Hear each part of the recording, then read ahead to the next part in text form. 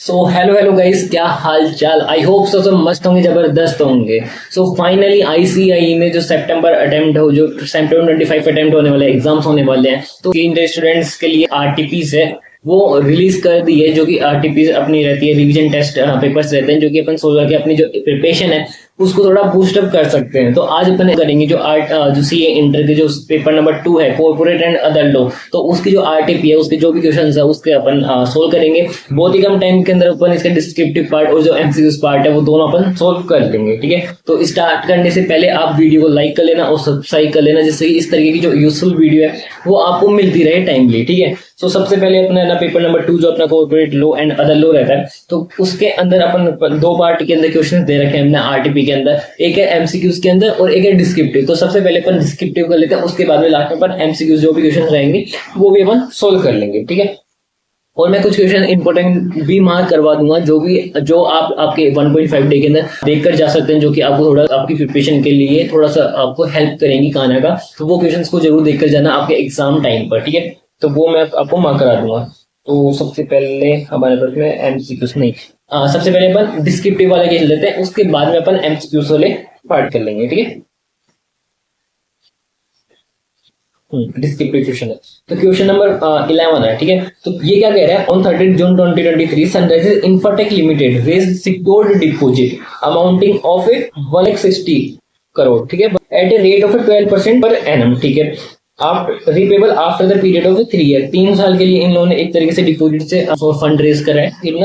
कितने करोड़ का, 160 करोड़ का, at the rate of A 12% per annum का इंटरेस्ट के साथ में। Okay, the company create the charges, company ने क्रिएट करे चार्जेस भी क्रिएट करे, prescribe the prescribed time in the favour of trustees for the depositor securing the deposits by the creating charge over the following asset. ठीक है, इन्होंने फिर जो से जो फंड रेज करा उसके रिगार्डिंग इन्होंने चार्ज भी क्रिएट करे क्योंकि असेट के ऊपर, और वो चार्ज टाइमली जो भी प्रिस्क्राइब लिमिट थी उसके अंदर ही इन्होंने क्या चार्ज क्रिएट कर लिया असेट के ऊपर। और उन्होंने कौन कौन सी असेट के ऊपर चार्जेस क्रिएट करे, लैंड एंड बिल्डिंग पे करे, प्लांट एंड मशीनरी पे, फैक्ट्री शेड पे करे, ट्रेडमार्क गुडविल पे करे। ठीक है, इतने इतने अमाउंट का इन्होंने क्या कर लिया, चार्ज क्रिएट कर लिया। You are required examine the validity of a charges created particularly considering the nature of the asset offered as a security with the reference to the applicable provision of the Companies Act। कहने का मतलब ये है कि इन्होंने जो charge create करा है, जिस अमाउंट का क्रिएट करा है, वो क्या वैलिडली सही है या गलत है। देखो इसके अंदर, देखो इस क्वेश्चन के अंदर क्या दो पार्ट दे रखे हैं। देखो पहला पार्ट तो क्या है कि हम यहाँ पे एक पॉइंट इसका दे रखा है, हमारे पास में चार्जेस का दे रखा है। ठीक है, चार्जेस का दे रखा है। ठीक है, चार्जेस वाला चैप्टर, जो चार्जेस अपना जो चैप्टर नंबर 6 नहीं रहता चार्जेस वाला, उसका है। तो उसके अंदर तो क्या होता है कि हम यदि पैसा कहाँ से भी रेज करते हैं तो हमें चार्ज क्रिएट करना पड़ता है। ठीक है, और चार्ज कितने टाइम, जो उसकी जो लिमिट होती है वो कैसे होती है कि 30 डेज के अंदर करना पड़ता है। यदि 30 डेज के अंदर नहीं करा तो 30 डेज नेक्स्ट 30 डेज के अंदर करना पड़ता है या 60 डेज के अंदर करना पड़ता है। ठीक है, और यदि अपन इस 30 डेज के अंदर नहीं कर पाते तो यहाँ पर इस 30 डेज के अंदर यदि अपन अपनी असेट के अंदर यदि चार्ज क्रिएट करते हैं तो वहां पर अपने को एडिशनल फीस देनी पड़ती है, और साथ में एक सफिशिएंट रीजन देना पड़ता है कि क्यों हमने जो चार्जेस थे वो पहले क्यों नहीं करे। और यदि इस टाइम के अंदर भी अपन यदि चार्जेस क्रिएट नहीं करते हैं तो अपने नेक्स्ट 60 डेज के अंदर यदि अपन चार्ज क्रिएट करते हैं तो वहां पर अपने को एडिशनल फीस देनी पड़ती है।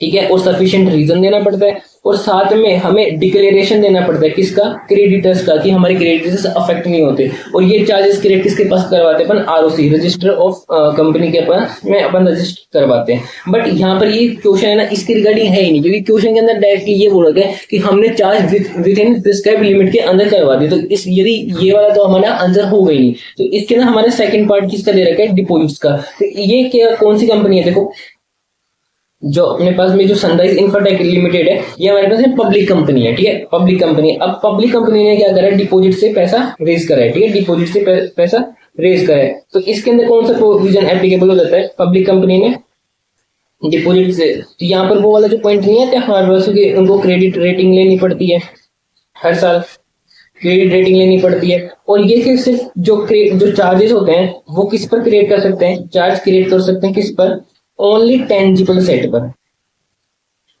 ओनली टेंजिबल सेट पर ही क्या कर सकते हैं, चार्ज क्रिएट कर सकते हैं। और इनका जो चार्ज है ना वो किससे ज्यादा होना चाहिए, जितना भी इन्होंने लोन अमाउंट लिया, जो भी ये इंटरेस्ट देंगे उससे ये ज्यादा होना चाहिए। तो अब अपन चेक करते हैं। ठीक है, तो इन्होंने देखो लोन कितने का लिया, लोन इन्होंने लिए 160 करोड़ का। ठीक है, 12% पर एनम के लिए। ठीक है, 160 का इन्होंने लोन लिए, वो एक तरीके से डिपॉजिट से फंड रेज करें 160 करोड़ का, और साथ में 12% इंटरेस्ट रेट पर लिया है, 12% इंटरेस्ट लिया है, ठीक है। तो 160 करोड़ का 12% कितना होगा, 19.2 करोड़, ठीक है। बट ये कितने टाइम के लिए लिया है, 3 ईयर के लिए लिया है, ठीक है, इसको 3 ईयर के लिए लिया है। तो 57.6 करोड़ प्लस में 160 करोड़, अपने पास में कितना हो गया,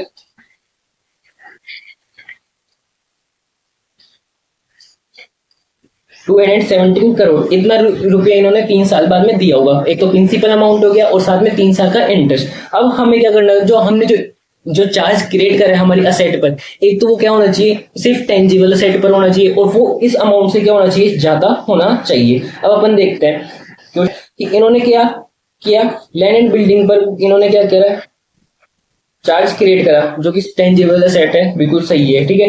प्लांट एंड मशीनरी वगैरह बिल्कुल सही है क्योंकि टेंजिबल, फैक्ट्री शेल वगैरह ये भी सही है क्योंकि टेंजिबल असेट है। ट्रेडमार्क और गुडविल पे कर लिया, ये सही नहीं है क्योंकि पब्लिक कंपनी जब डिपॉजिट से फंड रेज करती है तो ये सिर्फ टेंजिबल असेट चार्ज है वो क्रिएट कर सकती है, ठीक है, इनटेंजिबल पर नहीं कर सकती। तो इसका जो चार्ज है वो क्रिएट नहीं हुआ। तो हमारे पास में टोटल इन्होंने कितने असेट पर चार्ज क्रिएट करा है, 3 असेट पर करा है, कितने अमाउंट का करा है, 110 करोड़ का करा है, 30 करोड़ का करा है, 20 करोड़ का करा है। तो टोटल कितने का हो गया, 160 करोड़ का कर रहा है, ठीक है, जबकि होना कितना चाहिए था, जो कि हमारा प्रिंसिपल अमाउंट और जो इंटरेस्ट अमाउंट था उससे ज्यादा। तो 160 करोड़ है और यहाँ पर कितना है, 217 करोड़। ये तो क्या हो गया, कम है, ये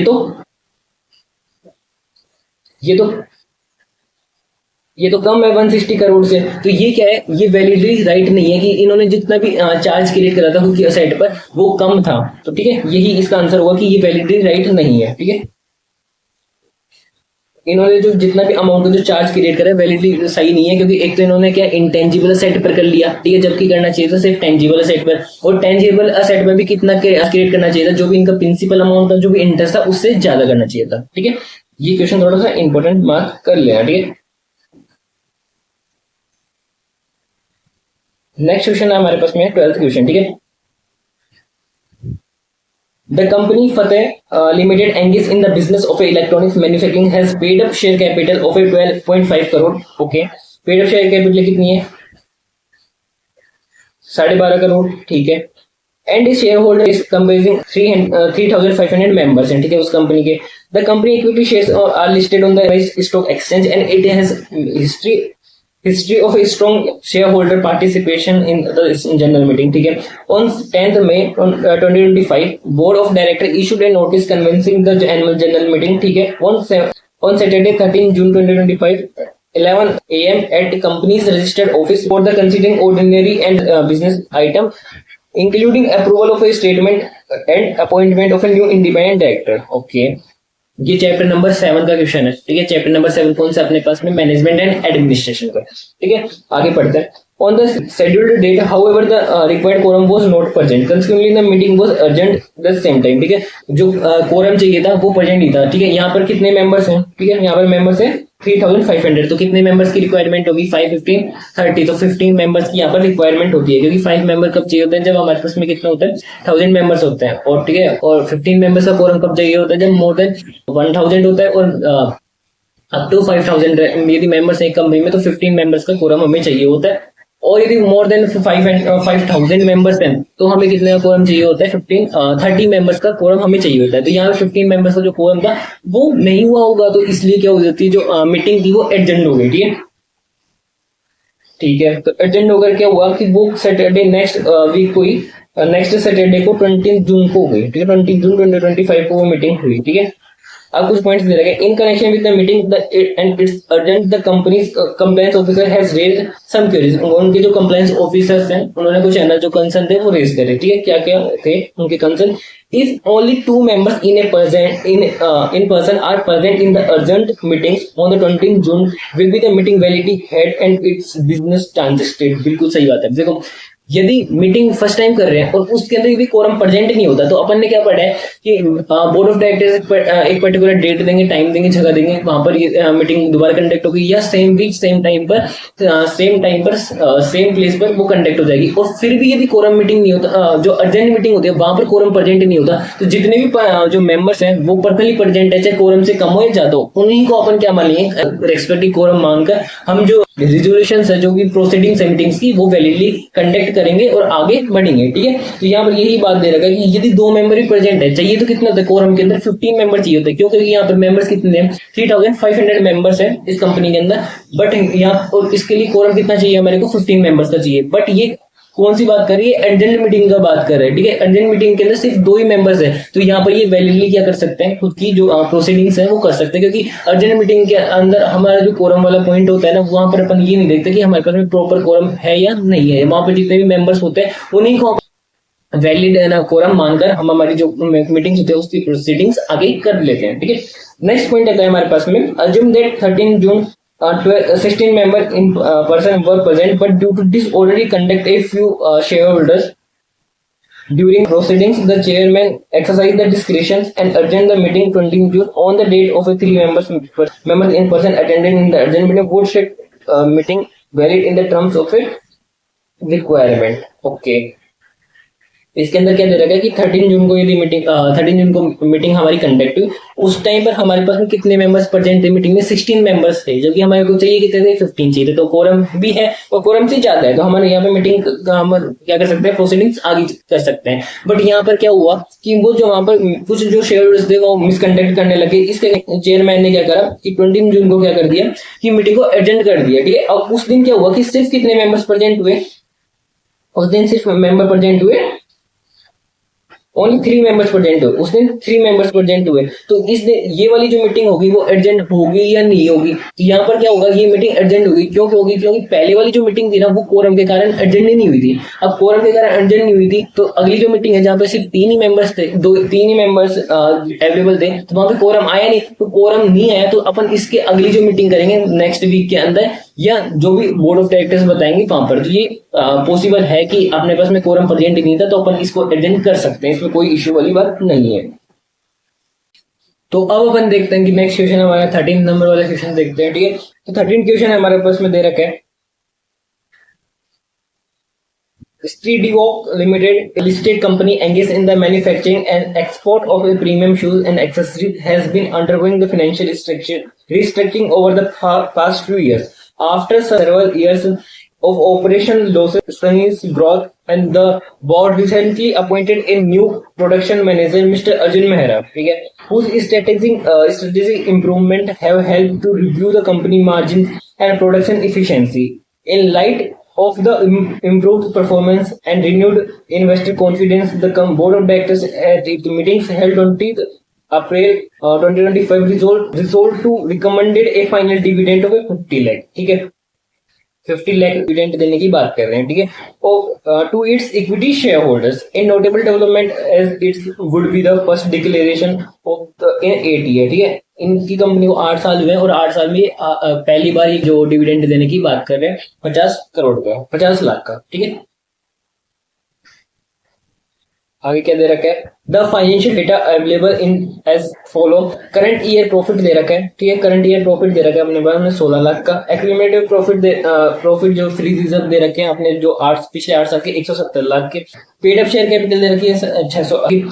The proposed dividend of 50 lakh is intended to be funded partly from the current year profit and partly from the accumulated profit of the previous years. Okay, as the current year profit alone are not sufficient. Okay, अब पता लगा। ठीक है, current ये बताए कौन से वाले टॉपिक का क्वेश्चन है जहां पर अपने पास में प्रॉफिट इनसफिशिएंट होता है। ठीक है, इन एग्रीगेट नहीं होता, तभी भी हम डिविडेंड देते हैं, तो अपने को 4 कंडीशन चेक करनी पड़ती है, वो वाला क्वेश्चन लग रहा है। ठीक है, to meet the proposed dividend pay out the company plan to draw from the free reserve as permitted under the Companies Act 2013 with the reference to the provision of a Companies Act 2013, the company's declaration and payment of dividend rules examine whether the proposed dividend declaration of a district limited compliance with the legal condition applicable in the case of inadequate profit। ठीक है, देखो अपने पास में जो chapter नहीं है dividend वाला, तो उसके अंदर एक ना पार्ट आता है, एक प्रोविजन आता है कि हमारे पास में यदि कंपनी के पास में प्रॉफिट इनएडिक्वेट है या कंप्लीट नहीं है,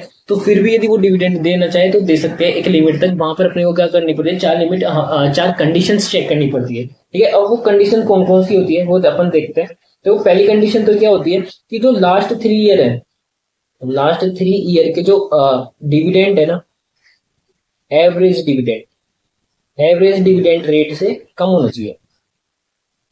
जितना भी अपन डिविडेंड दे रहे हैं ना, उसकी जो रेट है ना, वो लास्ट के 3 ईयर्स की जो डिविडेंड दी है ना, उसकी एवरेज रेट से कम होना चाहिए। बट यहाँ पर ये एप्लीकेशन मीट ही नहीं, मतलब मीट हो जाएगी, क्योंकि लास्ट में तो अपन ने कभी दिया ही नहीं। क्वेश्चन क्या कह रहे हैं कि पिछले 8 साल में हम पहली बार क्या दे रहे हैं, डिविडेंड दे रहे हैं। ये कंडीशन तो हमारे पास में एप्लीकेबल ही। ठीक है, तो एक तरीके से ये मीट हो गई। ठीक है, सेकंड कंडीशन क्या है हमारे पास में कि जो हमारा अमाउंट विड्रॉवल है ना, अमाउंट विड्रॉवल उससे ज्यादा होना चाहिए। क्या? 10% ऑफ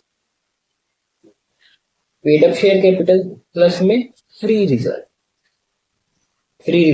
तो ये कंडीशन अपन चेक कर लेते हैं। अमाउंट विड्रॉवल कितना है हमारे पास में? 50 लाख का प्रपोज डिविडेंड दे रखा है हमारे को। ठीक है, 50 लाख का प्रपोज डिविडेंड दे रखा है, और करंट ईयर का प्रॉफिट कितना है? 16 लाख का। तो कितना हो गया?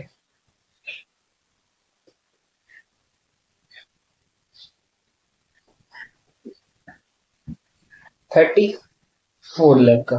ठीक है, और 10% of paid up share capital कितनी दे रखी है क्वेश्चन के अंदर? पेड अप शेयर कैपिटल दे रहे हैं 680, और फ्री रिजर्व दे रखे हैं अपने पास में 170। 680 प्लस में 170, तो कितना हो गया इसका 10%?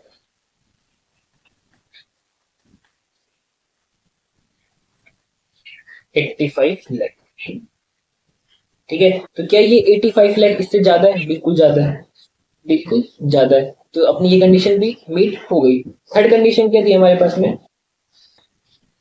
हमारे पास थर्ड कंडीशन क्या थी? जो हमारा अमाउंट विड्रॉवल है ना, अमाउंट विड्रॉवल वो क्या होना चाहिए? सबसे पहले वो सेट ऑफ करे, किसको सेट ऑफ करे? जो करंट ईयर का जो लॉसेज है उसको।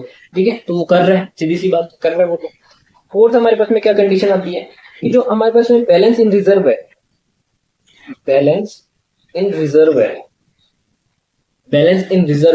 वो ज्यादा होना चाहिए। किससे?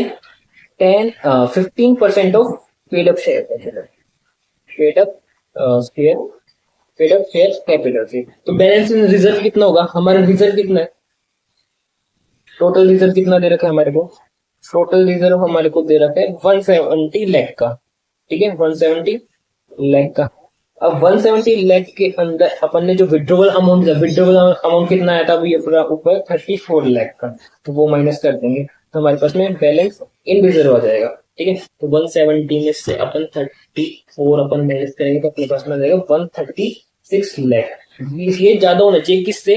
15% of paid up share capital. अब पेड अप शेयर कैपिटल हमारे पास में कितनी है? पेड अप शेयर कैपिटल हमारे पास में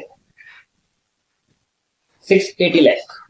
ठीक है, कितनी है? 680 लाख। इसका 15% ऑफ 680 लाख कितना हो गया? 102 लाख। ऑब्वियसली इससे ज्यादा है 136 लाख। तो यहाँ पर क्या हुआ? जो थर्ड कंडीशन है वो भी मीट हो गई। तो इसके अपन ने ये सारी कंडीशन चेक कर लेना, तो इसके बाद में अपन ये कह सकते हैं कि हाँ, ये जो कंपनी है वो 50 लाख का डिविडेंड जो देना चाहती है, फाइनल डिविडेंड देना चाहती है, वो दे सकती है। इसमें से कोई भी कंडीशन यदि मीट नहीं कर पाती तो वो 50 लाख का जो डिविडेंड है वो नहीं दे पाती, इससे कम का दे पाती, जो कि इस कंडीशन के अकॉर्डिंग हमारे पास में निकलता है। ठीक है, तो आई थिंक ये वाला भी अपने आपको समझ में आ गया होगा। ये क्वेश्चन है ना बहुत रिपीटेटिव होता है, तो इसको इंपोर्टेंट मार्क कर लेना। ठीक है, बहुत बार ये क्वेश्चन आ जाता है, इस सेम कंसेप्ट का क्वेश्चन आ जाता है। ठीक है, नेक्स्ट क्वेश्चन है हमारे पास में New Sail Private Limited, a company engaged in the business of trading heavy-duty paper scrap used in the industrial packing, has seen consistent growth over 5 years. Okay, the company turnover for the financial year is at close 130 crore with a net profit of 9.2 crore. Okay, 130 crore का उसका क्या है turnover है, no 9.2 crore का उसका profit है. Okay, during the same financial year, the company service chief financial officer CFO Mr. Ram retired in December 2024 due to the prolonged health issue. जो उनका CFO था वो रिटायर्ड हो गया हेल्थ इशू के कारण. CFO की बात नहीं. Following his retirement, Mr. Sham, a qualified chartered accountant with 2 decades of experience in the reporting, was appointed as the new CFO in the March 2025. इसका मतलब क्या हुआ, जो पुराना जो राम था जो सीएफओ था वो रिटायर्ड हुआ और उसके बाद में शाम आ गया, एक चार्टेड अकाउंटेंट था, तो वो नया सीएफओ अपॉइंट हो गया इस कंपनी के अंदर. ठीक है, upon assuming his duties and reviewing the company's past financial records and statutory filing, Mr. Sam noted certain material classification errors and omissions in the audited financial statement for the year of 2021 and 2022. इसका मतलब क्या हुआ, जब शाम आया तो उसने देखे रिकॉर्ड जो फाइनेंशियल स्टेटमेंट्स वगैरह पहले के, तो उसको ये नोटिस हुआ कि 2021-22 का जो फाइनेंशियल स्टेटमेंट है वहां पर कुछ ना कुछ गलती है, कुछ एरर है. ठीक है, अब वो उसने ये नोटिस करा. Concerned about the potential implications of these discrepancies, Mr. Sham advised the board of directors of New Sail Private Limited to revise the financial statement. तो फिर उसने क्या किया, मिस्टर श्याम ने बोर्ड ऑफ डायरेक्टर्स को बोला कि हमें क्या करना चाहिए, रिवाइज करना चाहिए जो हमारे फाइनेंशियल स्टेटमेंट है, कौन से ईयर के, 2021 की 2022 के. ठीक है, directors of the New Shares Limited Private to revise the financial statement of financial year 2021-2022 even though the financial statement has already been adopted by the shareholders. जबकि वो क्या ऑलरेडी अडोप्टेड है, किसके थ्रू, शेयरहोल्डर्स की. 3 साल पहले की बात कर रहे हैं. ठीक है, the end filed with the register of the company. ठीक है, ये जो फाइनेंशियल स्टेटमेंट है 2021 की 2022 के, तो ये तो पहले ही ना ऑडिटेड भी हो रखे हैं और इनको शेयर होल्डर्स ने एक्सेप्ट भी कर लिया. ठीक है, हमने आरओसी को भी सबमिट कर दिया, बट जो सीएफओ है जो कि मिस्टर राम है, उसको यहाँ पे कुछ ना कुछ एरर लग रहा है. तो वो ये कह रहा है कि हमें इसको इन जो फाइनेंशियल स्टेटमेंट है उनको क्या करना चाहिए, रिवाइज करना चाहिए. ठीक है, with the reference to the relevant provision of the companies Act 2013, examine and advise the whether the New Shares Private Limited is permitted to revise financial statement for the year of 2021-2022. इनका जो current financial year है वो कौन सा है, current financial year है इनका, CFO joining कब है इसकी, मार्च 25. तो इसका मतलब इनका करंट ईयर कौन सा है, 2025. देखो मैं बताता हूँ. जब अब इस क्वेश्चन के अंदर ये कह रहा है, सीएफओ है, उसने आया, अब वो उसने कुछ एरर फाइंड करे पहले के फाइनेंशियल स्टेट के अंदर, अब वो क्या करना चाहिए, इनको रिवाइज करना चाहते हैं. तो अपने पास में एक प्रोविजन आता है, कौन सा प्रोविजन आता है कि वॉलंटरी अपन क्या करना चाहते हैं, बुक्स को अपन ओपन करना चाहते हैं. तो यदि अपन वॉलंटरी बुक्स को ओपन करना चाहते हैं ना, तो देखो सबसे पहले तो क्या होता है कि हमें क्या करना पड़ेगा, एक एप्लीकेशन देना पड़ेगा. किसको, ट्रिब्यूनल को. ठीक है, एप्लीकेशन किसको देना पड़ेगा, ट्रिब्यूनल को. और फिर ट्रिब्यूनल के ऑर्डर के बाद में ट्रिब्यूनल हमें ऑर्डर देगा कि हाँ ठीक है, आप क्या कर लो कि जो आपकी जो बुक्स है उसको रिवाइज कर लो. और इसकी जो कॉपी है एप्लीकेशन की, वो 30 डेज के अंदर हमें किसको देना पड़ेगा, आरओसी को देना पड़ेगा. ठीक है, सबसे पहले एक एप्लीकेशन देंगे कि हम हमारी जो बुक्स ऑफ अकाउंट्स है या फाइनेंशियल स्टेटमेंट है उसको हम रिवाइज करना चाहते हैं. ठीक है, ये अपन एप्लीकेशन किसको देंगे, ट्रिब्यूनल को देंगे. और फिर ट्रिब्यूनल हमें ऑर्डर देगा कि हाँ आप कर सकते हो. उसके बाद में अपन है ना क्या, विद इन 30 डेज के अंदर वही एप्लीकेशन किसको देंगे, आरओसी को देंगे. और ठीक है, और अपन कितने साल पहले तक के फाइनेंशियल जो स्टेटमेंट्स हैं या अपनी जो बुक्स हैं उनको रिवाइज कर सकते हैं. तो लास्ट 3 इयर्स के जो 3 इयर्स है उसी के अपन जो फाइनेंशियल स्टेटमेंट है उसी को अपन क्या कर सकते हैं, वॉलंटरी क्या कर सकते हैं, रिवाइज कर सकते हैं. अब अपने को देखना पड़ेगा कि अपन लास्ट 3 ईयर के कर रहे हैं उससे पहले कर रहे हैं. तो करंट ईयर अपना कितना, कौन सा दे रखा था क्वेश्चन के अंदर, करंट ईयर है अपने उसमें 24-25. और ये फाइनेंशियल स्टेटमेंट कौन सी की बात कर रहे हैं, ये फाइनेंशियल स्टेटमेंट की बात कर रहे हैं क्वेश्चन के अंदर 21 एंड 22 के फाइनेंशियल स्टेटमेंट की बात कर रहे हैं, जहां पर इसको कुछ गलतियां फाइंड आउट हुई है. तो सीधी सी बात है, ये तो 3 साल पहले का ही हो गया, क्योंकि एक 23-24 फर्स्ट ईयर, 22-23 सेकेंड ईयर, और 3 ईयर। हाँ, तो सीधी सी बात है, ये कर सकता है, ठीक है, वॉलंटरी रिवीजन कर सकता है। यदि इससे पहले का होता है, लाइक 2021 का होता, या 2019 का होता, 2018 का होता, तो उससे पहले की नहीं कर पाता। लास्ट 3 साल तक की वॉलंटरी अपन रिवीजन कर सकते हैं बुक्स ऑफ अकाउंट्स के। को कैसे कर सकते हैं, इसकी प्रोसेस मैंने आपको बता दी है कि सबसे पहले अपने को एप्लीकेशन देना पड़ेगा ट्रिब्यूनल को, कोर्ट को, उसके बाद में वो हमें आना ऑर्डर देगी कि आप कर सकते हो, ठीक है। उसके बाद में अपन वो जो एप्लीकेशन है वो विद इन 30 डेज के अंदर रजिस्ट्रार को अपन सबमिट करेंगे, और उसके बाद में अपन लास्ट 3 साल तक फाइनेंशियल स्टेटमेंट है उनको अपन क्या कर सकते हैं, रिवाइज कर सकते हैं, यदि हमारे को कोई एरर वगैरह लगता है तो। ये इसी के रिगार्डिंग है, ठीक है। तो अपना 14 क्वेश्चन, ठीक है। नेक्स्ट क्वेश्चन आता है अपना 15 क्वेश्चन, ठीक है। प्राइड पब्लिक लिमिटेड एक स्टार्टअप कंपनी है, ठीक है। कौन सी कंपनी है, स्टार्टअप कंपनी है, ठीक है। फ्यूली क्वालिफाइड प्रोफेशनल्स है, was incorporated to 2018. The company is booming and favoring the younger generation of to work. The capital structure है, इसका कैपिटल स्ट्रक्चर दे रखा है कि इसकी ऑथराइज कैपिटल कितनी है, 10 करोड़ दे रखी है। Paid up share capital 5 crore दे रखी है। शेयर प्रीमियम 1 करोड़ का, जनरल रिजर्व 3.52 करोड़ का है। प्रॉफिट एंड लॉस अकाउंट दे रखा है, ठीक है। The company decided to issue 30% of equity share as sweat equity share, okay. ये कंपनी क्या कर रही है, जो स्टार्टअप कंपनी है, वो 30% शेयर किसको इशू कर रही है, खुद के डायरेक्टर्स वगैरह को इशू कर रही है as a sweat equity share, okay. Objective of motivating them and making them partner in the company's growth. The proposed sweat equity shares will be the subject to the lock-in period of a 5 year. 5 year का lock-in period इनको दे रही है, ठीक है। According to company past resolution in the general meeting authorized the issuance of 15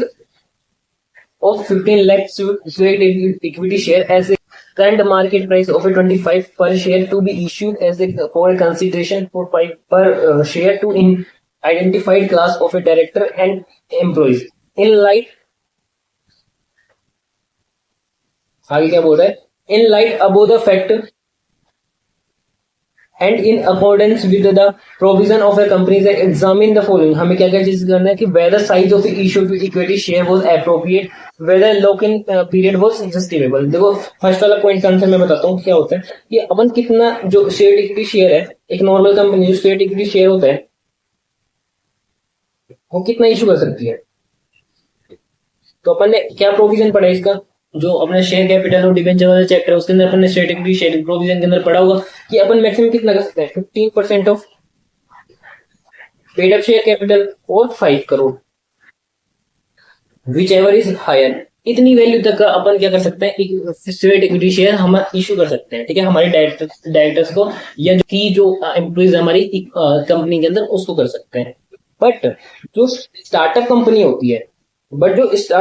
होती है जिसको बने हुए सिर्फ 10 साल हुए, वो क्या कर सकती है कि up to 50% of paid up share capital तक क्या कर सकती है, पेड अप शेयर कैपिटल तक क्या कर सकती है, स्वेट इक्विटी शेयर्स इशू कर सकते हैं खुद के डायरेक्टर्स को या कोई भी जो कि एम्प्लॉइज हैं उनको कर सकती है। तो ये कंपनी ने कितना करा है, 30% करा है। तो ये पूछ रही है, ये क्वेश्चन ये पूछना चाहता है कि ये अप्रोप्रिएट है या नहीं है। तो सीधी सी बात है, अप्रोप्रिएट है। क्यों? क्योंकि ये स्टार्टअप कंपनी है और स्टार्टअप कंपनी को कितना मैक्सिमम कर सकती है, 50% of paid up share capital कर सकती है। और इन्होंने करा कितना है, 30% ऑफ इट्स इक्विटी शेयर। तो इन्होंने 30% करा और मैक्सिमम कितना हो सकता है, 50%। तो ये अप्रोप्रिएट है। सेकंड क्वेश्चन है लॉक इन पीरियड का। तो स्वेट इक्विटी शेयर के अंदर लॉक इन पीरियड कितने टाइम तक तो होता है, जो स्टेट इक्विटी शेयर होते हैं उसके अंदर लॉक इन पीरियड कितने टाइम का होता है, 3 ईयर का। बट क्वेश्चन के अंदर क्या बोला, कंपनी वालों ने उनको लॉक इन पीरियड कितने दिया, 5 साल का। तो ये वैलिड है या नहीं है, ये वैलिड नहीं है, ये अप्रोप्रिएट नहीं है, ठीक है। तो आपको क्वेश्चन आपको इसका भी आंसर आपको पता लग गया होगा। तो नेक्स्ट क्वेश्चन देखते हैं अपन।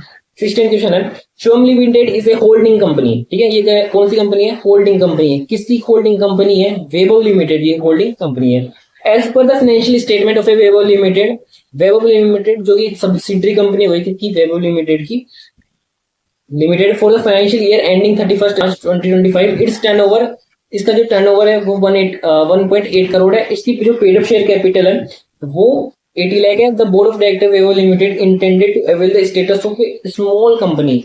जो बोर्ड ऑफ डायरेक्टर है वो क्या बोला कि हमारी जो कंपनी है उसको स्मॉल कंपनी हम मान सकते हैं, ठीक है।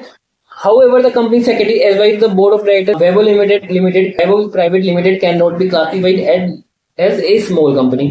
और वहां इस जो कंपनी है वेवो लिमिटेड का, इसका जो सीएस है वो ये कह रहा है कि हमारी जो कंपनी है वो स्मॉल कंपनी के अंडर में नहीं आती है। ठीक है, in the light of the above facts examine the correctness of the advice given by the company secretary with the reference of the relevant provision of the companies act 2013। तो देखो सबसे पहले क्या होता है, स्मॉल कंपनी अपन किसे कहते हैं? स्मॉल कंपनी अपन किसे कहते हैं? स्मॉल कंपनी अपन कहते हैं ऐसी कंपनी जिसकी पेड अप शेयर कैपिटल कितनी हो, paid up share capital 4 crore से कम हो, एंड उसका जो लास्ट ईयर का जो टर्नओवर हो वो 40 करोड़ से कम हो। ऐसी कंपनी को अपन क्या कहते हैं? स्मॉल कंपनी कहते हैं।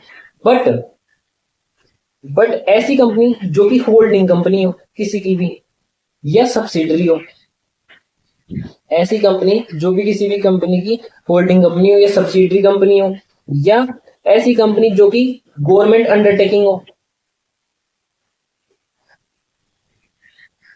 या ऐसी कंपनी जो कि सेक्शन 8 कंपनी हो। सेक्शन 8 कंपनी मतलब एनपीओ टाइप में, नॉन प्रॉफिट ऑर्गेनाइजेशन। ऐसी कंपनीज हो ना, तो ऐसी कंपनीज का यदि क्राइटेरिया इनसे भी कम है, मतलब 40 करोड़ वाला जो क्राइटेरिया उससे भी कम है, तो भी वो स्मॉल कंपनी है, वो उसके अंडर में नहीं आएंगी। मतलब कि कोई भी कंपनी होल्डिंग है या सब्सिडरी है या सेक्शन 8 कंपनी है या गवर्नमेंट अंडरटेकिंग कंपनी है, तो ऐसी कंपनी कभी भी स्मॉल कंपनी नहीं होगी।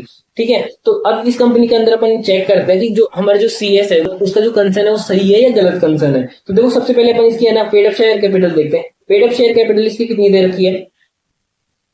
पेड अप शेयर कैपिटल दे रखी है इसकी 80 लाख। जब 80 लाख दे रखी है और इसका जो टर्नओवर है वो कितना दे रखा है? 1.8 करोड़। ठीक है, इसकी जो पेड अप जो शेयर कैपिटल है वो तो दे रखी है 80 लाख। ठीक है, और टर्नओवर है वो दे रखा है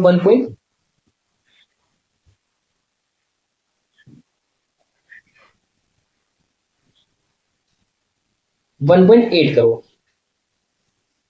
ठीक है, 1.8 करोड़। ठीक है, अब ये दोनों क्राइटेरिया से कम है, तो अपन इसको नॉर्मली क्या बोल सकते हैं कि ये जो कंपनी है वो स्मॉल कंपनी है। बट स्टार्टिंग के अंदर इस क्वेश्चन ने एक लाइन बोल दी क्या, कि ये कंपनी क्या है? सब्सिडरी कंपनी है। ये देखो, ये दे रखा है ना, Shubham limited is the holding company of Vaibhav limited. तो वैभव लिमिटेड क्या हो गई? इस जो शुभम लिमिटेड है उसकी सब्सिडरी कंपनी है। और मैंने अभी भी प्रोविजन के अंदर आपको क्या बताया कि ऐसी कंपनी जो कि होल्डिंग है या सब्सिडरी है किसी भी कंपनी की, या गवर्नमेंट अंडरटेकिंग है या सेक्शन 8 कंपनी है, ऐसी कंपनी कभी भी नेवर स्मॉल कंपनी के अंडर नहीं आएगी। ठीक है, तो ऐसी कंपनी कभी भी स्मॉल कंपनी नहीं हो सकती। तो चाहे इनका क्राइटेरिया जरूर से इनका क्या हो, ये कम हो, बट फिर भी ये क्या नहीं कहलाएगी? स्मॉल कंपनी नहीं कहलाएगी, क्योंकि ये कंपनी क्या है? सब्सिडरी कंपनी है किसी दूसरी कंपनी के। ठीक है, तो आई थिंक आपको ये इस कंपनी का प्रोविजन भी आपको अच्छे से समझ में आ गया होगा। नेक्स्ट क्वेश्चन है अपने पास में 17 क्वेश्चन। ठीक है, ये क्वेश्चन है अपना एलएलपी एक्ट से। ठीक है, एलएलपी एक्ट 2008 का। तो 17 क्वेश्चन है, Ravi and Neha, two entrepreneurs, plan to start a new limited liability partnership with LLP focused on AI-based software development. They decide to the name of their LLP Next Gen AI Innovation LLP. इन्होंने क्या नाम रखा है क्योंकि LLP का? Next Gen AI Innovation LLP. Before proceeding with the incorporation, they want to ensure that their chosen name is reserved. They apply to the registrar through the prescribed web platform and pay the required for the name of reservation. The legal requirement of a reservation of a name. क्योंकि direct question है, legal requirement क्या होती है? एक reserve करने, जो reserve करते हैं उसकी क्या लीगल रिक्वायरमेंट होती है? ठीक है, तो क्या होता है देखो, अपन रिजर्व कब करते हैं? एलएलपी का जो नाम होता है वो रिजर्व कब करते हैं?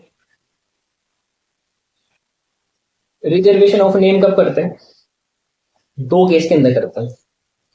क्या तो न्यू एलएलपी को नेम प्रपोज करती है,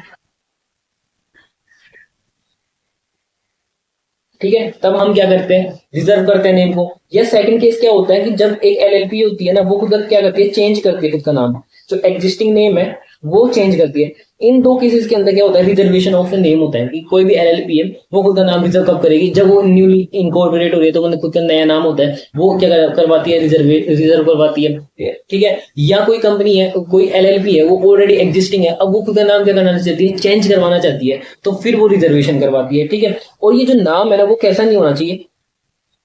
ये जो एलएलपी का जो नेम है ना वो कैसा नहीं होना चाहिए? अनडिजायरेबल नहीं होना चाहिए। ये आप लोगों ने एलएलपी एक्ट के अंदर पढ़ा होगा, अनडिजायरेबल नहीं होना चाहिए। साथ में ये एलएलपी का जो नेम है ना वो टू नियरली नहीं होना चाहिए किसके रिगार्डिंग, एलएलपी के, किसी भी एलएलपी के नाम के सिमिलर नहीं होना चाहिए, ठीक है, या किसी भी कंपनी के सिमिलर नहीं होना चाहिए, या किसी भी रजिस्टर्ड ट्रेडमार्क, किसी भी रजिस्टर्ड ट्रेडमार्क के सिमिलर नहीं होना चाहिए। तो ये प्रोविजन एक एलएलपी के नेम के रिगार्डिंग ये कुछ प्रोविजन होते हैं। एलएलपी का नाम कब रिजर्व करवाती है, दो केसेस के अंदर कराती है। फर्स्ट केस जब वो न्यूली इनकॉर्पोरेट हो रही है। सेकंड केस कौन सा हो गया, कोई एग्जिस्टिंग एलएलपी है वो खुद का नाम चेंज करवाती है, तब क्या कराती है, रिजर्वेशन कराती है। और जो नेम होता है एक एलएलपी का वो कैसा नहीं होना, अनडिजायरेबल नहीं होना चाहिए, ठीक है, उसकी एक बहुत बड़ी सारी लिस्ट दे रखी है, ठीक है। और सेकंड क्या होता है कि वो जो नेम है किसी भी एलएलपी का वो दूसरी एलएलपी या दूसरी कंपनी के या दूसरे ट्रेडमार्क जो ऑलरेडी है उनके सिमिलर नहीं होना चाहिए, उनसे अलग होना चाहिए, ठीक है। ये प्रोविजन होता है कुछ।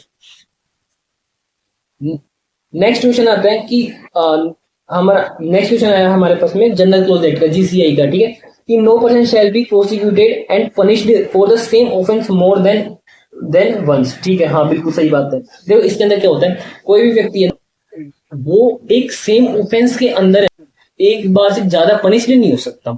एग्जाम्पल मैं बताता हूँ, जैसे भी कोई व्यक्ति है, एक XYZ पर्सन है, उसने क्या किया, मर्डर करा और क्या करा, रेप करा, तो ये दोनों क्या उसके जो ऑफेंस है ना वो डिफरेंट ऑफेंस हो जाएंगे। इसके जो ऑफेंस है वो डिफरेंट ऑफेंस जाएंगे। जैसे एक व्यक्ति मर्डर करके रेप करे तो इसके ऑफेंस अलग अलग होता है। अब ये व्यक्ति है दोनों के अंदर क्या हो सकता है, पनिशेबल हो सकता है। जो क्वेश्चन है उसका एग्जांपल देता हूँ कि एक व्यक्ति है उसने क्या किया, पैसों के साथ कुछ गफला कर दिया, ठीक है। अब उसके साथ में क्या हुआ कि गफला करने के साथ में इनकम टैक्स का भी उस पर केस बन गया, इनकम टैक्स डिपार्टमेंट वालों ने उस पर केस बना दिया और ईडी डिपार्टमेंट वालों ने भी उस पर केस बना दिया। अब उसने करा तो एक ही ऑफेंस है, ठीक है। अब पर उसका जो केसेस है वो उस पर किस पे चल रहे हैं, दोनों पे चल रहे हैं, इनकम टैक्स वालों पे भी चल रहे हैं और इसके किस पे चल रहे हैं, ईडी डिपार्टमेंट में भी चल रहा है। तो इस केस के अंदर उसका जो पनिशमेंट होगा ना, केस जरूर उनके पास में चल सकते हैं बट इसको जो पनिशमेंट है ना वो सिर्फ एक ही के अंदर मिलेगा, मतलब एक ही ऑफेंस के अंदर मिलेगा। क्या तो इनको इनकम टैक्स वाले पनिशमेंट मिलेगा या इसको ईडी वाला मिलेगा, इसको दोनों के अंदर नहीं मिलेगा कि भाई तूने काम तो एक ही करा है पर इसको पनिशमेंट दोनों के अंदर दे दो, नहीं, एक ऑफेंस के लिए सिर्फ इसको एक ही तो क्या पनिशमेंट मिला जाएगा। तो ये जनरल क्लोज एक्ट कहता है, ठीक है। नेक्स्ट क्वेश्चन है अपना आईओएस का, इंटरप्रिटेशन ऑफ स्टैट्यूज का, ठीक है,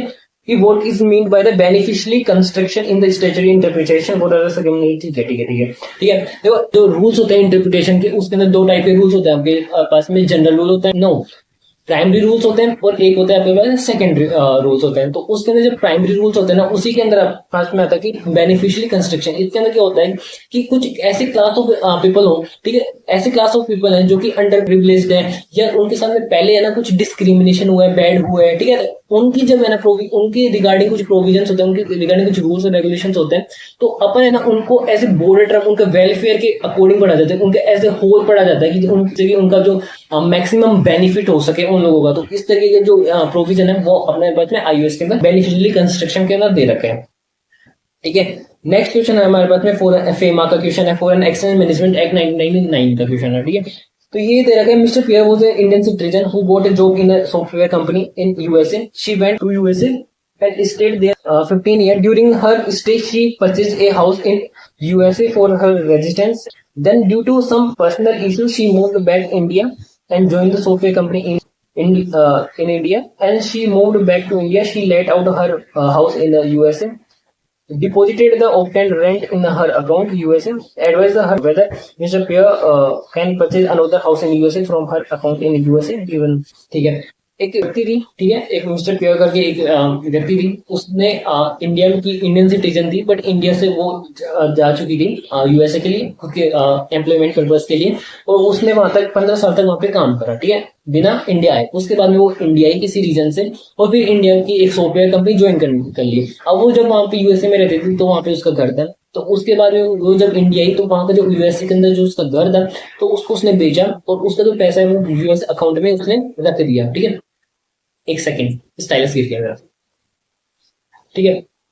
तो उसने क्या करा, वो जो यूएसए के अंदर जो घर था इंडिया आने के बाद उसने बेचा और जो उसका जो फंड था जो भी उसको पैसा मिला बेचने के बाद में वो उसने यूएस बैंक के अकाउंट के अंदर रख लिया। तो क्वेश्चन ये बोल रहा है कि वो जो यूएस अकाउंट के अंदर जो पैसा था जो उसने खुद के घर को बेचकर मतलब कि उसको मिला था, तो वो उस पैसे से क्या नया घर ले सकती है यूएसए के अंदर। तो इंडिया की तरफ से कोई फेमा की तरफ से कोई फाउंडेशन थोड़ी ना, कोई रूल्स रेगुलेशन, कोई कॉन्ट्रैक्ट थोड़ी ना करे, तो ऐसा कुछ भी नहीं है। कोई भी व्यक्ति इंडिया से बाहर रहता है और वो वहां से कोई भी इनकम रीच करता है, तो उसके बाद में वो इंडियन सिटीजन बनता है, तो वो खुद का ओन कर सकता है, ट्रांसफर कर सकता है, ठीक है, इस तरीके कर सकता है। तो इसके अंदर कोई भी अपने पास में वो नहीं है, बाउंडेशन नहीं है। देखो इसका आंसर भी देख लेते हैं पर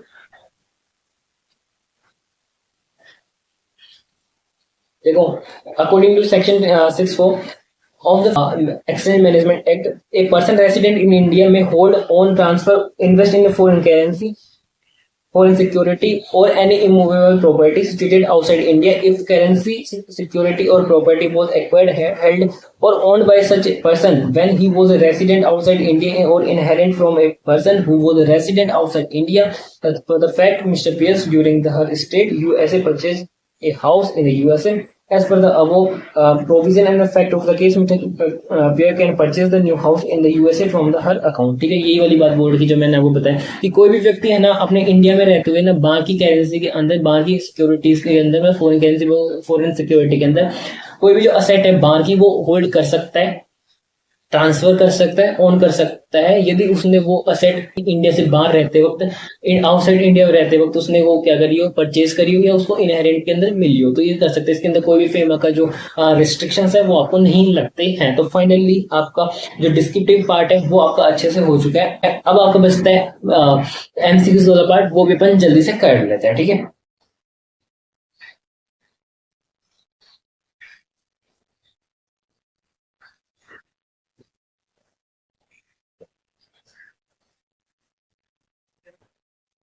तो सबसे पहले आपके पास में केस सिनेरियो दे रखा है, ठीक है। Kapoor limited is a mid size listed manufacturing company, is incorporated in the year of 2010 by the R D Kapoor and mister Kapoor has two sons, mister Vineet and mister Aditya. Both Mr. Aditya and Mr. Vinith are working as a director in the Kapoor Limited. Kapoor Limited has some compliance issue in the past. In 2016-17, the company has issued irredeemable preference share. Okay, but the later failed to the pay dividend. ये क्या हो गया? Dividend जो इन्होंने preference share जो issue करे थे उसके डिविडेंड है उसको देने के अंदर ये फेल्ड हो गए थे, ठीक है। failed to pay dividend, ठीक है। In September 2018, the company fixed it there by the clearing all its loan and paying the pending dividend. इन्होंने क्या करा, फिर लोन ले लिया, लोन अमाउंट लेने के बाद में जो भी इनका डिविडेंड जो भी देना था वो इन्होंने दे दिया, ठीक है, लोन अमाउंट से, ठीक है। After the resolving this issue, the company proceed to new equity share with the differential, और इसी के बाद में इन्होंने क्या कर दिया, जो इक्विटी शेयर्स होते हैं with differential voting right, differential right उन्होंने इशू कर दिया 2019-20 के अंदर, ठीक है, ओके। और इनका जो प्रीफरेंस शेयर का जो फेल्ड था, जो डिविडेंड जो नहीं दिया था, वो कौन सी ईयर के अंदर इन्होंने नहीं दे पाए थे, सितंबर 2018 के अंदर नहीं दे पाए थे, okay. As the part of its broader capital raising strategy, the board of directors decided to issue 3 different securities. Okay, a right issue to equity share to existing shareholders. जो existing shareholders हैं उनको क्या करा, right issue कर दिए। In new class of a preference share offered exclusively to current equity shareholders. जो preference holders हैं उनको इक्विटी शेयर्स दे दिए। एक पब्लिक इशू कर दिया और कन्वर्टेबल डिबेंचर का, okay. So for right issue, it prepare a simplified document omitting several disclosure required under section. Right issue करने के लिए इन्होंने कुछ डॉक्यूमेंट बनाए जिसके अंदर कुछ omit कर दिए इन्होंने कुछ disclosure. For the new preference shareholders, they created detailed prospectus, और प्रीफरेंस शेयर होल्डर्स को इशू करने के लिए इन्होंने डिटेल्ड प्रोस्पेक्टस बनाया, ठीक है, but excluded some financial reporting, but कुछ जो फाइनेंशियल रिपोर्टिंग्स थे वो इन्होंने नहीं इसके अंदर इंक्लूड करे। But for the convertible debenture they prepared complete prospectus with the all section requirement. But जो कन्वर्टेबल डिबेंचर्स जो इन्होंने पब्लिक के अंदर इशू करे हैं, ठीक है, उसके लिए इन्होंने प्रॉपर प्रोस्पेक्टस बनाया बिना किसी डिस्क्लोजर को एक्सक्लूड करे, ठीक है, और जितने भी रिक्वायरमेंट थी वो सारी फुल करी। फर्दर मिस्टर रोशनी शेयर होल्डर, एक रोशनी थी, एक शेयर होल्डर थी, वो इस कंपनी के 1500, ठीक है, 1500 पार्टली शेयर ओन करती थी, ठीक है, जिसमें से उसने 8 रुपए दे दिए थे 10 रुपए में से, ठीक है। On 5 July 2024 she applied to transfer, तो इसने अप्लाई करा ट्रांसफर के लिए 500 शेयर्स के लिए मिस्टर बख्शी। तो ये क्या थी, मिस्टर जो रोशनी थी मिस्टर रोशनी जिसके पास में 1500 पार्टली शेयर्स थे, इसने क्या अप्लाई करा 5 जुलाई को कि ये क्या करना चाहिए, जो 500 शेयर्स है वो किसको ट्रांसफर करने देते हैं, मिस्टर बख्शी को। Who did not about it, ठीक है, और मिस्टर बख्शी को पता ही नहीं था ये बात, ठीक है। The company sent him notice 10 जुलाई, और कंपनी ने क्या करा, मिस्टर बख्शी को 10 जुलाई को नोटिस दिया, ठीक है, और उसको कितने को मिला, 12 जुलाई को उसको नोटिस मिला, ठीक है। 12 जो मिस्टर बख्शी था वो अबोर्ड था, आउट ऑफ इंडिया था, तो इसके कारण उसको जो नोटिस है उसको कब मिला, 20 जुलाई 2024 को मिला, ठीक है। After realizing the shares had unpaid amount, he sent the objection email on the 24th July, ठीक है। अब उसको जब मिस्टर बख्शी को पता लगा, कि ये जो शेयर्स है वो तो अनपेड है, टाइम में से 80 अमाउंट 10 में से 8 ही रुपए दे रखे, 2 रुपए का तो अनपेड है, तो ये जब पता लगा, ही सेंड ऑब्जेक्शन, उन्होंने ऑब्जेक्शन रेज करा, मिस्टर बख्शी ने कंपनी के अगेंस्ट ऑब्जेक्शन रेज करा 24 को, ठीक है। However the company went ahead with the transfer over 27 जुलाई, और कंपनी ने क्या किया, 27 जुलाई को ये ट्रांसफर शेयर्स को ट्रांसफर कर दिया, जबकि 24 जुलाई को इन्होंने क्या कर दिया, कंसर्न रेज करा, ठीक है, बट फिर भी ऑब्जेक्शन रेज करा, फिर भी इन्होंने कंपनी ने क्या करा, 27 जुलाई को क्या कर दिया, ट्रांसफर कर दिया, ठीक है। और इन्होंने क्या बोला कि, और किस रीजन से इन्होंने ट्रांसफर कर दिया, क्योंकि इन्होंने कहा कि ऑब्जेक्शन है ना वो क्या है, लेट है, ऑब्जेक्शन लेट करा है आपने, विद इन टाइम के अंदर नहीं करा, इसलिए इन्होंने क्या कर दिया, जो ट्रस्टियर्स थे उनको ट्रांसफर कर दिया, ठीक है। According to the company's rules, the board can approve the transfer of a partly paid share if they believe the buyers can pay remaining amount in the future। और कंपनी ने ये माना कि बोर्ड ऑफ डायरेक्टर्स ने ये माना कि हमने शेयर को ट्रांसफर कर दिया, जो भी इसका अनपेड अमाउंट है वो जो न्यू शेयर होल्डर है जो मिस्टर बख्शी है वो इसका पेड कर देगा, ठीक है। ये केस हो गया। सेकंड केस दे रखा है, in another case mister Varun, one of the share holder of A Kapoor limited, is the legal representative of A diseased share holder mister Kartik, ठीक है, मिस्टर कार्तिक, ओके। जो मिस्टर वरुण था वो एक शेयर होल्डर था कपूर लिमिटेड का, और इसका डिजीज्ड जो शेयर होल्डर ये जो मिस्टर वरुण था इसका लीगल हायर कौन दे रखा है, मिस्टर कार्तिक दे रखा है, ठीक है, legal as a legal representative. He had written a application to the company to transfer the share, और मिस्टर कार्तिक ने क्या बोला कि कंपनी को रिटर्न एक एप्लीकेशन की, आप मेरे को इसके शेयर ट्रांसफर कर दो, किसके, मिस्टर वरुण के, जिसका मैं लीगल हायर हूँ, ठीक है। But Varun did not receive any reply from the company. Mr. Varun went the company to inquire about the same. The company refused the transfer of the share in his name. Is he not the registered member of the company? Company को उसने वरुण ने बोला, mister Varun ने उनको बोला कि मैं mister Kartik का लीगल रिप्रेजेंटेटिव हूँ, आप इसके शेयर्स मेरे को दे दीजिए, है ना। बट कंपनी ने रेस्पॉन्स नहीं करा। फिर कंपनी के पास में ये जब गया मिस्टर वरुण, तो उसको ये बोला गया कि आप इसके सिर्फ लीगल हायर हो, आप इस कंपनी के शेयर होल्डर नहीं हो, तो इस कारण हम आपको जो शेयर्स हैं वो ट्रांसफर नहीं कर सकते, ठीक है। ये दूसरा केस हो गया। अब क्या दे रखे, for your information company financial position as of 31 March 2024 is following. अब इस कंपनी के ना हमारे को फाइनेंशियल पोजीशन बता रखी है, ठीक है, कि company paid up share capital है वो 200 करोड़ की है, फ्री 600 करोड़ का है, सिक्योरिटी प्रीमियम एक 150 करोड़ का है, सिक्योर्ड लोन 400 करोड़ के हैं, अनसिक्योर्ड लोन 300 करोड़ के हैं, ठीक है। Board of directors approve buyback कर रहे हैं, ठीक है। बोर्ड ऑफ डायरेक्टर्स ने बोला कि बायबैक करते हैं 15 सितंबर को। कब कर रहे हैं, 15 सितंबर को बायबैक कर रहे हैं, ठीक है। 15 सितंबर को बायबैक करें 3 करोड़ के इक्विटी शेयर का at a 60 rupees per share, okay. The company had previously conducted buyback, और इससे पहले भी इन्होंने क्या करा था, बायबैक करा था, ठीक है। कब करा था, अगस्त 2023 के अंदर करा था, 1 करोड़ शेयर का करा था 10 करोड़ रुपए का, ठीक है। ड्यूरिंग द फाइनेंशियल ईयर 2023-24 के अंदर new buy plan is plan for the October 2024 के अंदर ये क्या कर रहे हैं, बायबैक का प्लान कर रहे हैं, ठीक है, which falls in the financial year 2024-25 के अंदर। The CFO confirm the post buyback the debt to capital ratio remain within the prescribed limit के अंदर है, and the share were fully paid up, ठीक है। अब अपन देखते हैं क्वेश्चंस, ठीक है। नेक्स्ट क्वेश्चन देखें, since the default was made good in the financial year 2018-19, the company considered new equity share with the differential right according the provision of the Companies Act.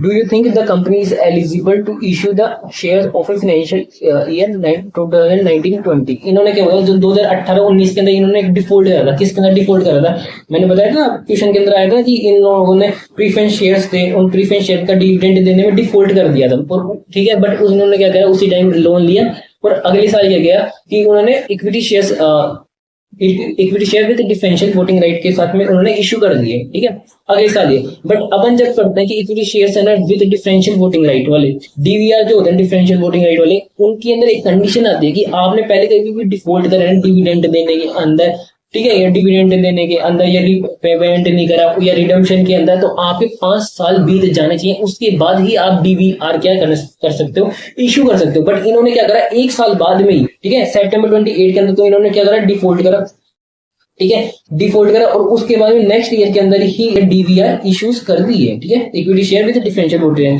जब ये गलत है, 5 साल बीतने के बाद में आप क्या कर सकते थे, डीवीआर इशू कर सकते थे। तो इसके रिगार्डिंग ये एमसीक्यूज दे रखे हैं, तो देखो ये सही है, गलत है, तो नो आएगा इसके अंदर ऑब्वियसली, तो नो बी में दे रखा है, डी में दे रखा है, तो ए और सी तो वैसे गलत हो जाएगा, ठीक है। अब बी और डी पढ़ते हैं।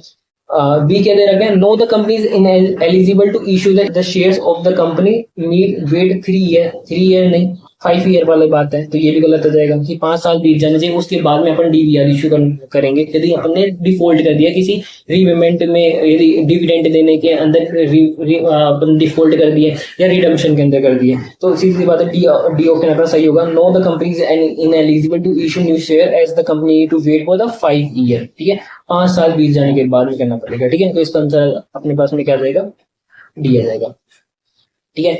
नेक्स्ट अपने पास में क्या है, according to the provision of a company act, do you consider the company action to affecting the transfer of a partly paid up share Mr. Bakshi is valid। देखो जो मिस्टर बख्शी था, जिसको पता भी नहीं था कि ये अनपेड शेयर्स हैं, ठीक है, और अनपेड है, उसने ऑब्जेक्शन भी रेज कर दिया था, फिर भी कंपनी ने क्या कर दिया था कि ट्रांसफर कर दिया था, जो कि गलत था। क्यों गलत था, क्योंकि उसने जो ऑब्जेक्शन है ना, ऐसे ही उसको उसने वो देखा कि उसको जैसे उसने नोटिस देखा, उसके विद इन 2 वीक के अंदर उसने क्या कर दिया था, ऑब्जेक्शन रेज कर दिया था, और उसके बाद में भी कंपनी वालों ने क्या बोला कि आपने विद इन टाइम के अंदर क्या नहीं करा, ऑब्जेक्शन रेज नहीं करा, इसलिए अंदर हमने आपको क्या कर दिया, जो शेयर्स थे वो ट्रांसफर कर दिए, ठीक है। तो इसका आंसर आएगा नो, ठीक है, तो इसके अंदर आएगा नो, तो ए और डी तो वैसे आंसर गलत हो जाएगा, ठीक है। बी और सी पढ़ते हैं। No because the transfer did not give the explicit consent before the transfer, नहीं, इसका आएगा no because the mister made the objection within 2 days from the company's date of receipt. जैसे उसको जो receipt मिल गई company से, उसके with in 2 weeks के अंदर ही उसने क्या कर दिया, ऑब्जेक्शन रेज कर दिया था।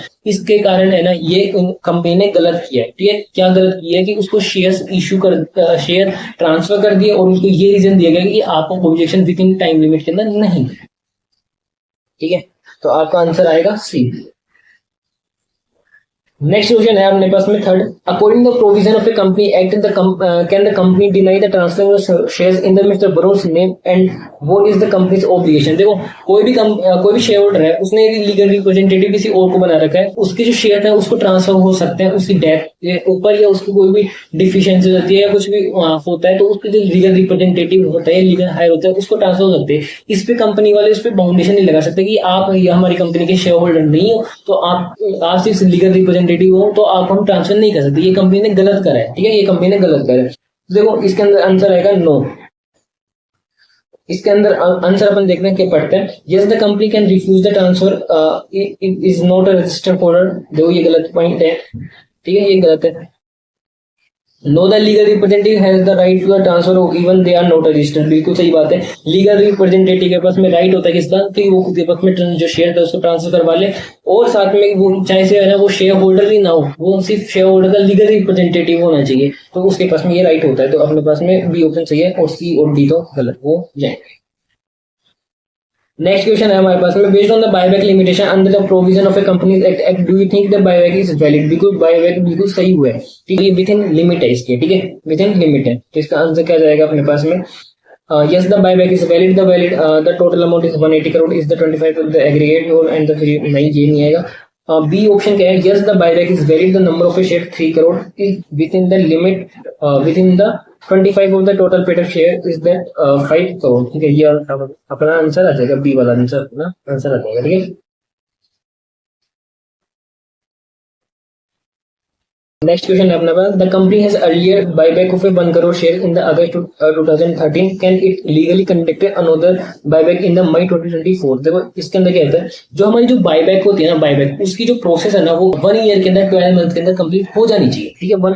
12 मंथ के अंदर हो जानी चाहिए, ठीक है। उसके बाद में ही अपन क्या कर सकते हैं, नेक्स्ट बाय बैक कर सकते हैं। ऐसे नहीं है कि अपन है ना आज बाय बैक करें और 2 महीने बाद या 6 महीने बाद या 10 महीने बाद में अपन क्या करें, नेक्स्ट बाय बैक कर रहे हैं, ठीक है। नहीं, हमारे को प्रॉपर 12 महीने का जो प्रोसेस है वो कंप्लीट हो जानी चाहिए, उसके बाद में ही अपन दोबारा बाय बैक कर सकते हैं, ठीक है। अब इन्होंने क्या बोला, देखो इसका जो क्वेश्चन है ना, इसका जो आंसर है ना, वो क्वेश्चन के हिसाब से नहीं है, प्रोविजन के हिसाब से है। देखो मैं बताता हूँ कैसे।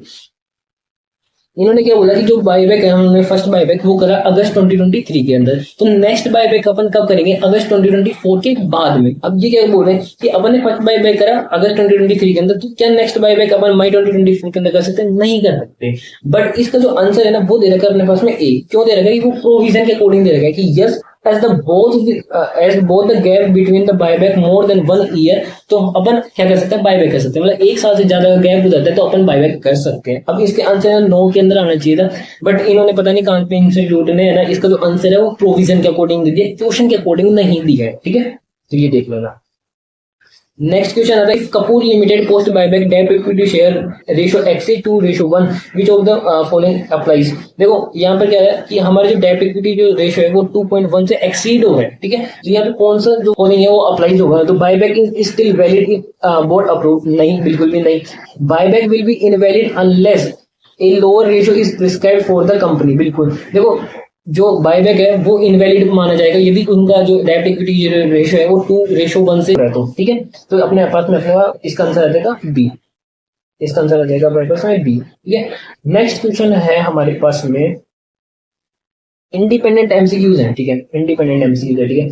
सम्यक solution limited has annual AGM meeting है 20 सितंबर 2024 को, और उनके जो फाइनेंशियल स्टेटमेंट है वो इस दिन क्या हुए, अडॉप्ट हुए, ठीक है, okay. However, that due to lack of a quorum, the meeting was urgent, ठीक है। तो वो फाइनली हेल्ड 27 सितंबर 2024 को। देखो 20 सितंबर को मीटिंग थी, 20 सितंबर 2024 को एजीएम मीटिंग थी, बट यहाँ पर कोरम नहीं हुआ, तो 7 दिन के बाद में मीटिंग हेल्ड हुई 27 सितंबर को 2024 को। अब जो फाइनेंशियल स्टेटमेंट है वो कब अडॉप्ट होंगे, जब मीटिंग के अंदर मीटिंग वैलिड होगी, और मीटिंग वैलिड कब होगी, जब प्रॉपर कोरम होगा। तो प्रॉपर कोरम तो 27 सितंबर को हुआ, ठीक है। तो अब ये क्वेश्चन बोल रहा है कि which is the last date of filing of annual return, कि हम एनुअल रिटर्न जो अपन रजिस्ट्रार को सबमिट करते हैं तो कब उसकी जो लास्ट डेट होगी वो कब होती है, वो होती है कि जब हमने मीटिंग के अंदर जो अडॉप्ट करे फाइनेंशियल स्टेटमेंट, वहां से लेकर 60 डेज तक अपन क्या कर सकते हैं, जो हमारी जो फाइनेंशियल जो स्टेटमेंट है उसको अपन किसको सबमिट करवा सकते हैं, कर सकते हैं, रजिस्ट्रार को कर सकते हैं। उससे ज्यादा 60 डेज से ज्यादा नहीं कर सकते। तो यहाँ पे 60 डेज कौन से आएंगे, 60 डेज फ्रॉम द 31st मार्च, नहीं, ये नहीं आएगा, ठीक है। हमने एडॉप्ट कब करें, हमने एडॉप्ट करें 27 सितंबर को, तो 27 सितंबर से 60 डेज, तो यहाँ ये वाला आंसर इसका सही है, ठीक है।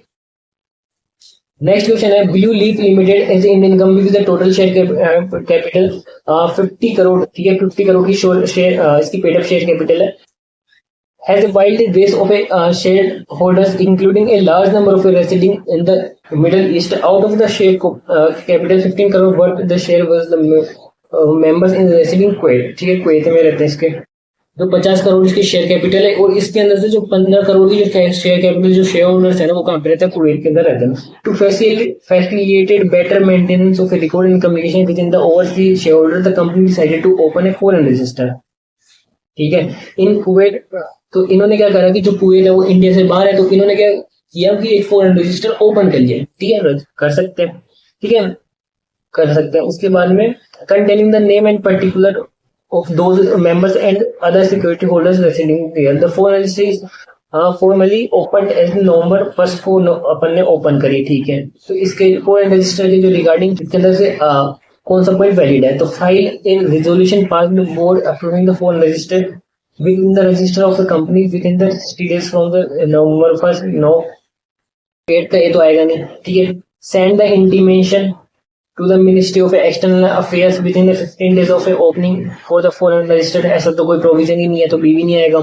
सी ऑप्शन दे रखा है अपने पास में, सी ऑप्शन दे रखा है, file the register of A company notice of the situation of a Kuwait office within the 30 days from the November 1 along with the prescribed fees, बिल्कुल सही ऑप्शन है, सी ऑप्शन है इसका। डी ऑप्शन के दे रखा है, apply to the reserve bank of India for the approval of a maintain the foreign register, ऐसा कोई प्रोविजन ही नहीं है, तो ये भी नहीं आएगा।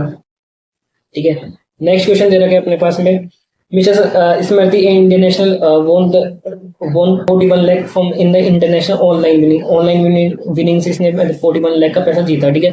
She now want to remit the equivalent of US dollar 15 lakh 50,000 abroad to the foreign registered, बिल्कुल भी नहीं। ये कहने क्वेश्चन से समझ में आ गया कि 41 लाख का इन्होंने पैसा रेज करा है जो कि यूएस के अंदर 50,000 डॉलर तक का बनता है, ठीक है। तो ये क्या करना है, रेमिट करना चाहती है ये पैसा।